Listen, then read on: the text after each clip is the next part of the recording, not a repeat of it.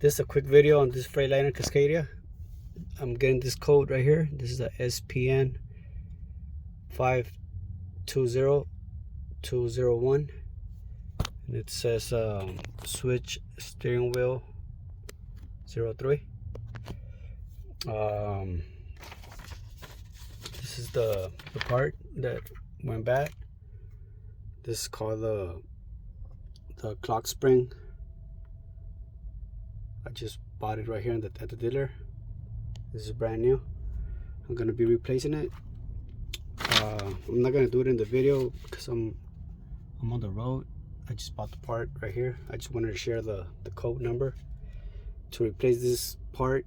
There's a lot of videos on YouTube. I just paid. This is a clock spring steering column, I think. This is 124. It basically goes in here. All you have to do is just remove this cap right here, this cover, and it's gonna be, you gotta remove the steering wheel, and then this part, it's gonna be in there, and you just gotta plug it in. You gotta follow their instructions. The reason this one went bad is because I replaced the power steering, the power steering box. I replaced that part, and I didn't know that the steering wheel cannot move. I'm not sure how many turns it can take. The part says that you just gotta follow the instructions. That it only has certain turns you can make on the steering wheel before you break the actual wiring inside. It's like a ribbon wires in here.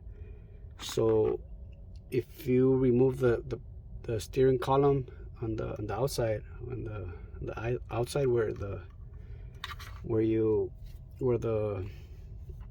power steering box, connects, if you remove that and you turn the steering wheel, I don't know how many turns it's gonna take for it to break the wirings inside. So just make sure that if you're gonna be working on your power steering unit, I don't know, you can hold the steering wheel with the seat belt or something so it doesn't turn. I don't know, however it turns.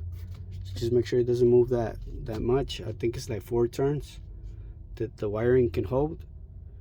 So after that, it might break the wiring. So it was just to show the SPN code in case you ever get one of these. And there's a lot of videos on YouTube. It's pretty easy to swap the part in here. So thanks for watching. So I already replaced the part. I have the old one right here. It's pretty simple to replace.